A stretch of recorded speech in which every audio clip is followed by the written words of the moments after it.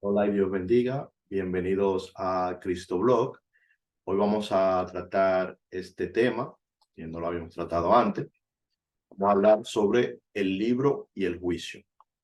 Y en realidad lo que vamos a hablar es sobre ese concepto que existe por ahí de lo que sería el libro de la vida y lo que sería el juicio, y que en alguna denominación le llaman el juicio investigador. Vamos a ver sobre esto, la idea del juicio investigador, la idea del libro de la vida y similares. Pero primero vamos a hablar sobre esto. Vamos a hablar sobre el futuro y la percepción del futuro. Y para ello vamos a hablar específicamente de Jesús. Vamos a leer en Mateo 26, 31 al 35, que dice: Entonces Jesús les dijo: Todos vosotros os escandalizaréis de mí esta noche. ¿Por qué estoy retocando esto aquí? La razón es porque está hablando en futuro. Le dice: todos ustedes se van a escandalizar de mí esta noche. Es decir, Jesús les está diciendo algo que va a pasar con ellos durante la noche de ese mismo día. O sea, un poquito más en el futuro. Y les dice que se van a escandalizar de él. Con eso se refiere a que le van realmente a abandonar y serán dispersados. Es decir, le van a dejar solo. Y dice, citando profecía, dice: porque escrito está, heriré al pastor y las ovejas del rebaño serán dispersadas. Luego les dice: pero después que haya resucitado, les dice Jesús, iré delante de vosotros a Galilea. O sea, le está diciendo que ellos se van a escandalizar de él, lo van a dejar, pero después que él resucite, o sea, que le está anunciando que él va a resucitar, que él va a ir delante de quienes, de ellos mismos, los mismos que se escandalizaron de él, es decir, los mismos que fueron dispersados, los mismos que le dejaron. Entonces, respondiendo Pedro a esto que dijo Jesús, es decir, Pedro está respondiendo porque dice: ¿cómo así que te vamos a abandonar? Nosotros somos de tu equipo, nosotros somos de tu team. Y Pedro le dice: aunque todos se escandalicen de ti, yo nunca me escandalizaré. Es decir, lo que está queriendo decir es que él no lo va a abandonar, que no lo va a dejar. Jesús le dijo entonces a Pedro: de cierto te digo que esta noche, antes de que el gallo cante, me negarás 3 veces. Jesús está anunciando el pecado de Pedro de negar a Jesús 3 veces. Le está diciendo: tú esta noche no solamente te vas a escandalizar, sino que me vas a negar 3 veces. Y sabemos que allí, cuando le negó, mintió y también maldijo. Entonces Jesús le está anunciando esto, pero recordemos que antes también le ha dicho que después que él resucite, él, él va a ir delante de ellos a Galilea, es decir, ellos lo van a seguir nuevamente. Eso es lo que le está diciendo Jesús. Entonces Pedro le dijo: aunque me sea necesario morir contigo, no te negaré. Y todos los discípulos dijeron lo mismo. Todos ellos dijeron: aunque no sea necesario morir, no te negaremos. Lo cierto es que todos se escandalizaron y que todos le abandonaron. Jesús se los está anunciando. Y vuelvo y repito, al mismo tiempo que se los anuncia, les anuncia cómo nuevamente ellos le van a seguir, porque él va a ir delante de ellos nuevamente a Galilea. Es decir, que Jesús le anuncia cómo van a fallar y le anuncia también cómo van a ser reintegrados, cómo van a volver, cómo él no les va a condenar por ellos, sino que los va a volver a recoger a todos, los va a volver a unir y va a ir delante de ellos. Pero lo que quiero recalcar aquí es que Jesús está anunciando el futuro. Jesús está diciendo lo que va a pasar. Y está diciendo lo que va a pasar, cosas malas, fallas, y también está anunciando cómo él va a recoger a aquellos que fallaron. Bien, el corazón del hombre. Leemos en Juan 2, 23 al 25 y dice: estando en Jerusalén en la fiesta de la Pascua, muchos creyeron en su nombre, en el nombre de Jesús, viendo las señales que él hacía. Pero Jesús mismo no se fiaba de ellos, porque conocía a todos y no tenía necesidad de que nadie le diese testimonio del hombre, pues él sabía lo que había en el mundo. Es decir, Jesús, aunque muchos comenzaron a seguirlo, él no se fiaba de ellos, pero no es que no se fiaba como lo haríamos tú y yo, sino que él conocía lo que había en el corazón del hombre. Él sabía quién era quién exactamente. Como vimos en el versículo pasado, en la cita pasada, Él sabía quiénes iban a cometer cuáles pecados, cuándo lo iban a cometer y qué iba a pasar después. Pero también conocía sus corazones. Es decir, Jesús conoce el estado actual de tu corazón. Jesús conoce, a él no se le puede ocultar nada, a él no le podemos engañar, porque él mismo es Dios, él todo lo sabe, es omnipaciente, omnisapiente, por lo tanto, no le podemos confundir. Él está claro de cada quien, él sabe quién es quién en cada momento. Siempre lo sabe, siempre lo supo y siempre lo sabrá. Conoce las intenciones de nuestra mente y de nuestro corazón. Bien, dice también en Juan 1, 47 al 51, leemos y dice, cuando Jesús vio a Natanael que se le acercaba, dijo de él, he aquí un verdadero israelita. Ese fue el juicio que Jesús hizo de él, en quien no hay engaño. Le dijo Natanael, ¿de dónde me conoces? Respondió Jesús y le dijo, antes que Felipe te llamara, cuando estabas debajo de la higuera, te vi. Respondió Natanael y dijo, Rabí, tú eres el Hijo de Dios, tú eres el Rey de Israel. Y es lo mismo, Jesús ya conocía el corazón de Natanael, conocía su ubicación, o sea, no solamente que conoce tu corazón, sino que sabe lo que tú haces, lo que has hecho y lo que harás. Todo él lo conoce, todo está en su mente, porque el Espíritu todo lo discierne. Dice en Hebreos 4:12.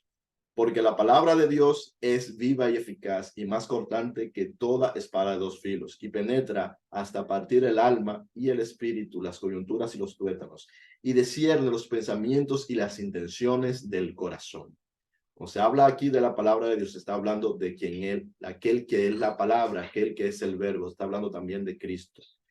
El Espíritu de Dios es capaz de discernir todos los pensamientos de nosotros, todo lo que hay en nuestro corazón, todo lo que hay en nuestra mente, incluso lo que nosotros no sabemos porque es todo.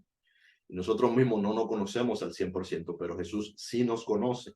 Conoce nuestro pasado, nuestro futuro, nuestro presente y en qué situación estamos. A ver, vamos a recapitular todo esto. Jesús sabe los pensamientos e intenciones que tenemos, todo el tiempo lo sabe. Jesús sabe que todos nosotros somos hallados culpables. Él lo sabe perfectamente y sabe en qué somos culpables y de qué manera, con todo lujo de detalle, más allá incluso del que nosotros podamos discernir. Entonces Jesús sabe en qué nosotros vamos a pecar en el futuro, sabe cuáles son los pecados que vamos a cometer en el futuro. Él lo sabe ya también, ya él los conoce. Jesús, aún así sabiendo cuáles que somos culpables, sabiendo las intenciones de nuestro corazón, sabiendo las cosas en las que vamos a fallar en el futuro, aún así Jesús pone de su carne y de su sangre para todos los pecadores, es decir, para todos nosotros que somos pecadores y que volveremos, mientras tengamos vida en este mundo, volveremos a cometer pecado, que tenemos intenciones del corazón que no siempre son las mejores. Eso todo es, Él lo sabe. Y por esa persona, yo, por mí, por ti y por todos, Él pone su carne y su sangre para que todos procedan al arrepentimiento. Pero es que hay un punto aquí, y es que también Él sabe que todos van a proceder al arrepentimiento. Es decir, cuando Jesús pone su carne y su sangre por todos, es porque Él sabe que todos eventualmente van a llegar a conocerle, y cuando le conozcan van a arrepentirse. Siempre vuelvo y repito, las personas que no van a Jesús, que no le siguen, es porque no le conocen simplemente. No quiero decir, y repito, como he dicho en otras ocasiones, que no hayan escuchado hablar de Jesús, es que no saben quién es Él, no saben que este Jesús está dispuesto a recibirlos en cualquier situación en la que se encuentren, que no saben que Jesús les perdona todos sus pecados independientemente, incluso aunque no lo hayan pedido, aunque no lo hayan solicitado, ya Jesús perdonó tus pecados. No saben cuán grande es el amor de Dios, no saben, y por eso no le siguen. Cuando lo sepan, le van a seguir. No hay ninguna razón por la cual no seguir a Jesús si llegas a saber quién es realmente Jesús. Entonces, ese Jesús, ese Dios, ha puesto su carne y su sangre para redimir, para liberar de este cuerpo de pecado en la resurrección a todos, a todos. ¿Por qué? Porque Él sabe que necesita hacer eso por todos, porque todos van a proceder al arrepentimiento. Entonces, ya Jesús juzgó al mundo. O sea, si hablamos de juicio, ya el juicio fue dado. Jesús juzgó al mundo en la cruz, y el juicio de Jesús siempre es el mismo. El juicio de Jesús siempre es declararte inocente. ¿Por qué? Porque eres pecador y te declara inocente en sí mismo. Es decir, Él se pone en tu lugar y te juzga como a sí mismo. Y como te juzga como a sí mismo, te declara inocente. Lo mismo que Él nos dice a nosotros cuando nos dice que nos amemos los unos a los otros y hagamos por los demás como si fuera a nosotros mismos. Y nos dice que cuando juzgamos a las demás, nos juzgamos a nosotros mismos. Y cuando condenamos, nos condenamos a nosotros mismos. Esa es la misma lógica que Él usa. Y cuando Él nos juzga a nosotros, a todos los seres humanos, Él nos juzga como a sí mismo. Y Él a todos nos encuentra inocentes. Por eso Jesús en la cruz dice, como dice aquí en Lucas 23:34, Padre, perdónalos porque no saben lo que hacen. Jesús allí en la cruz juzgó al mundo, a toda la humanidad de todas las épocas y de todos los tiempos, y a toda la humanidad la encontró inocente, que no saben lo que hacen. Pecan, pero son como pequeños niños que andan tropezándose, no saben lo que hacen. Ese es el juicio de Jesús. Ese es lo que llamamos el justo juicio. El justo juicio es que Jesús te considera inocente a pesar de saber que eres pecador, que has pecado, que pecarás mientras tengas vida en este mundo, pero Él ha dado la solución final, la salvación al mundo, el perdón de todos los pecados y el traspaso en la resurrección a un nuevo cuerpo sin ataduras con el pecado que no nos esté llevando constantemente y otra vez a pecar. Esa es la solución final de Jesús. Ya Él lo sabe, ya Él lo ve, ya Él lo puede saborear. Y los que creen, según se acercan a este entendimiento, también pueden irlo saboreando. Hemos sido salvos ya. Así como Jesús sabe que sus discípulos le van a abandonar, que le van a negar, que le van a traicionar, pero también sabe que después van a ir detrás de él. Asimismo, él sabe que aún esa persona que tú conoces, que todavía no conoce a Jesús, que todavía no le sigue, Jesús sabe que él le va a conocer, que le va a seguir y que va a ser por él redimido y por él y que él le va a dar vida eterna. Ese es el punto. Ya Jesús conoce todas estas cosas. Entonces, vamos a ver ahora el concepto del juicio ante el trono blanco, el juicio, en el cual mayormente se apoya esta doctrina del juicio investigador, la idea del juicio investigador. Esto está en Apocalipsis 20:11-15. Allí hay varios elementos entre los cuales se encuentra un libro que se dice que es el libro de la vida.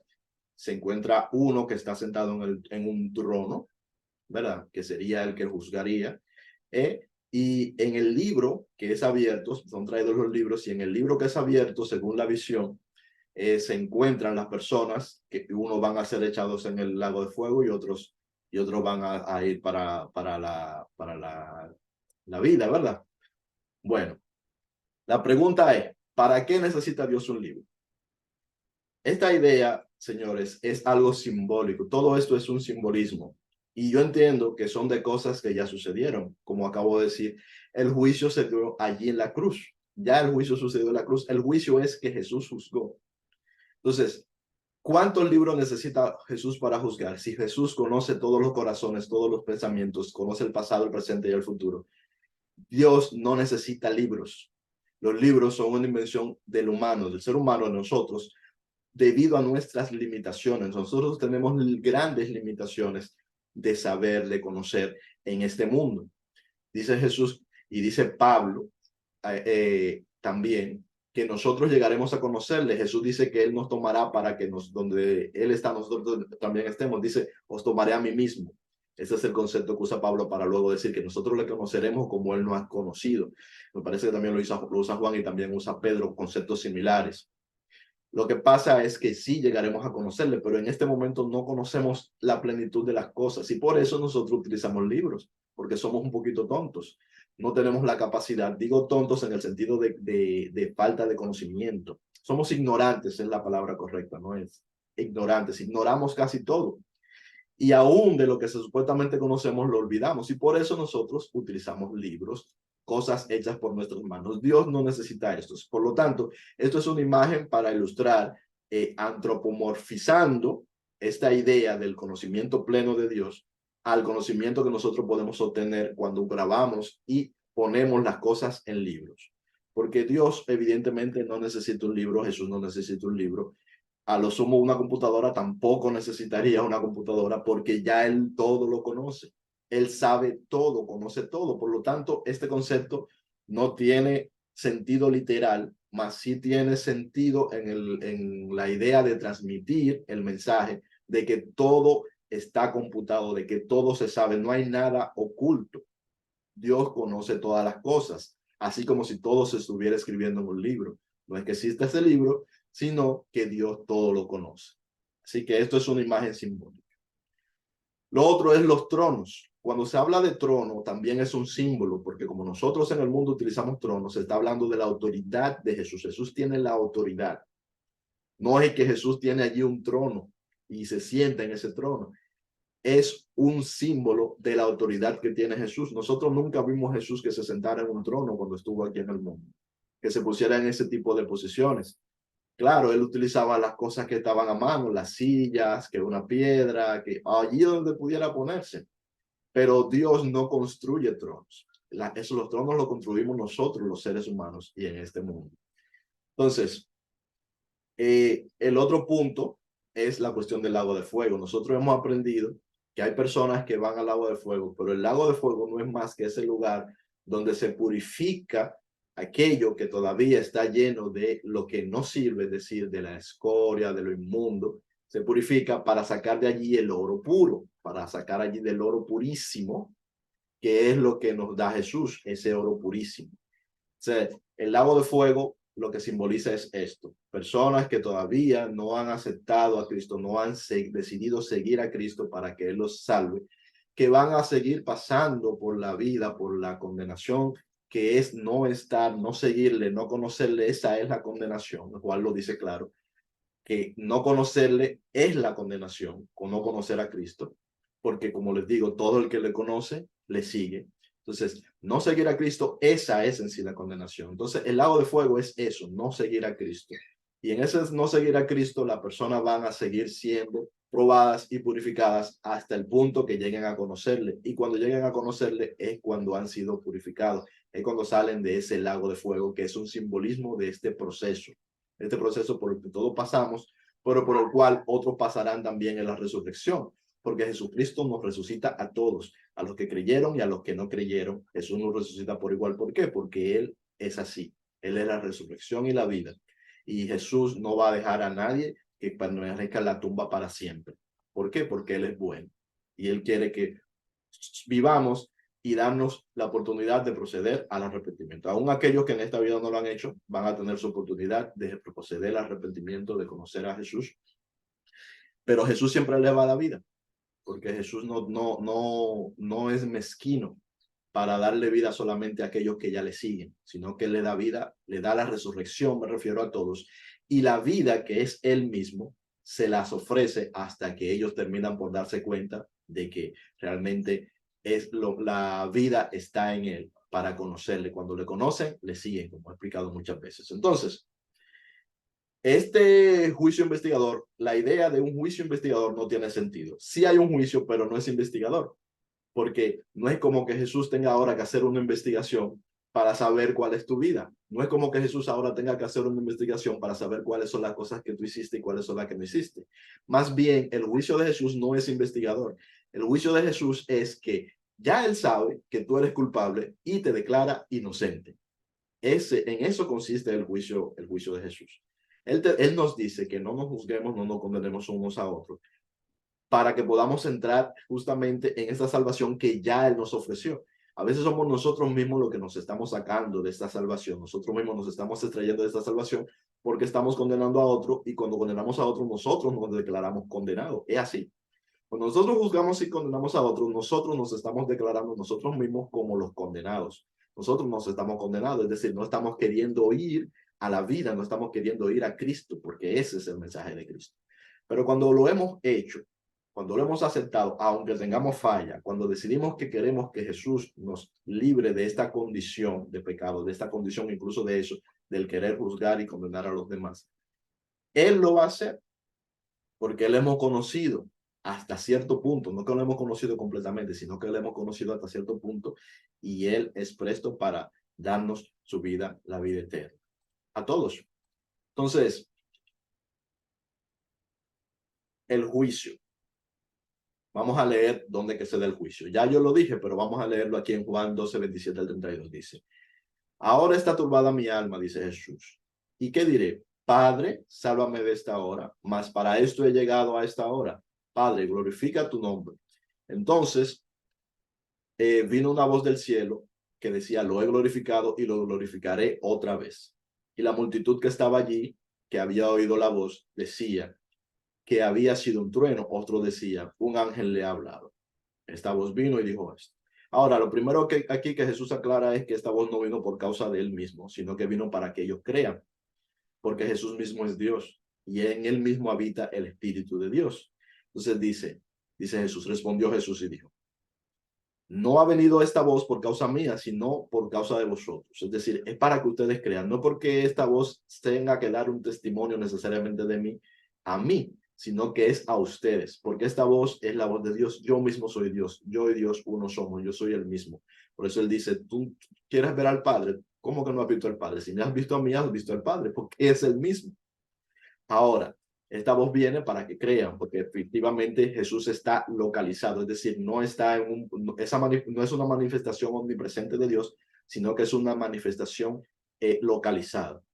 Dios sigue siendo omnipresente, aun cuando Jesús está localizado en un lugar, pero es la manifestación la que está localizada, es la forma como se está manifestando. Entonces dice Jesús, esto es lo importante, ahora es el juicio de este mundo. Es decir, ahora es el juicio de este mundo. Lo que él está diciendo, ahora yo juzgo al mundo. Y dice, ahora el príncipe de este mundo será echado fuera. Es decir, ahora yo le quito la potestad al príncipe de este mundo porque es príncipe, porque tiene potestad, a Satanás. Y yo, si fuere levantado de la tierra, a todos atraeré a mí mismo, dice Jesús. Efectivamente, Jesús sabe efectivamente y sin ningún lugar a dudas lo conoce perfectamente que cuando él es levantado, allí se da el juicio.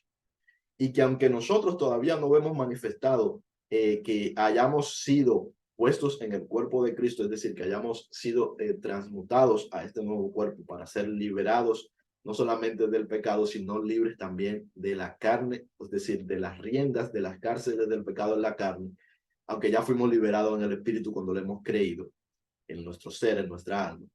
Aunque todavía no lo vemos, ya esto sucedió, ya el juicio se dio, ya Jesús juzgó, y en la cruz Jesús juzgó. ¿Y qué fue? ¿Y cuál fue el juicio de Jesús? Declaró a todos inocentes y ahora los está trayendo a todos hacia sí mismo. En este mismo momento Jesús nos está trayendo a todos. ¿Cuándo Jesús terminará de atraer a todos? Cuando todos sean atraídos y le sigan, le conozcan y procedan al arrepentimiento. ¿Quiénes? Todos. Jesús sabe que él va a traer a todos, así como sabía que todos sus discípulos le iban a volver a seguir, así como sabía que todos sus discípulos le iban a abandonar, así como sabía un montón de cosas sobre tu vida, sobre mi vida, que hemos hecho y que vamos a hacer. Él también sabe que todos nosotros vamos o hemos, ya muchos de nosotros, pero los que no lo han hecho, van a proceder al arrepentimiento y van a ser atraídos todos a Él en su amor, porque cuando la gente conoce qué tan grande y en qué consiste hasta cierto punto, porque somos limitados en ese conocimiento, pero cuando comienzas a meterte en qué consiste ese amor tan grande de Jesús, le sigues. Y Él sabe, Jesús lo sabe, que va a traer a todos a sí mismo. Todas las naciones. En esta visión de Apocalipsis 7, 9 al 10, lo que se nos muestra es cómo todas las naciones, todos los hombres de todos los pueblos, de todas las naciones, de todas las lenguas, todos los seres humanos, mujeres, niños, todos los seres humanos son atraídos a Cristo. Y luego de haber sido atraídos a Cristo, son puestos en nuevas ropas, en ropas blancas, es decir, en nuevos cuerpos, sin relación con el pecado. Y habiendo sido puestos allí, adoran al Señor en espíritu y en verdad, como debe de ser de adorado. Como Jesús dijo, llegará la hora cuando los verdaderos adoradores adorarán en espíritu y en verdad. Y nos dice en el pasaje, dice, después de esto miré aquí una gran multitud, la cual nadie podía contar, de todas las naciones y tribus y pueblos y lenguas, que estaban delante del trono y en presencia del Cordero, vestidos de ropas blancas y con palmas en las manos. todos son símbolos, pero se está refiriendo a todas las personas del mundo. ¿Por qué? Porque no hay trono, Jesús no es un cordero, ¿verdad? Y no son ropas blancas. Lo que son es, las ropas blancas son cuerpos nuevos. El cordero es Cristo porque es inmolado, ¿verdad? Y el trono es su potestad, su majestad. No es que tenga un trono literal. Y las palmas en las manos se refiere a la celebración, que vamos a celebrar estas cosas. Cuando todos hayamos sido redimidos, cuando todos hayamos sido purificados, cuando todos hayamos sido liberados del pecado, esas personas que nosotros a veces consideramos que son muy malas según nuestro parecer y que les juzgamos y le condenamos mal, porque no les juzgamos, no les juzgamos según Cristo, sino que les juzgamos según las apariencias de lo que vemos, de lo que hacen sus miembros, y no según Cristo que los declara inocentes allí en la cruz. Esa persona, nosotros vamos a verla que van a ser redimidas también en el momento, porque en un momento les van a conocer, le van a seguir y Cristo no les va a rechazar. Dice él, yo no rechazo a nadie. Todo el que viene a mí, yo les recibo. Y todos son atraídos a él y a todos les va a recibir. Entonces, aquí terminamos este mensaje. Espero que les sirva de mucho, que les sea de utilidad. Dios les bendiga mucho. Nos vemos en otro mensaje.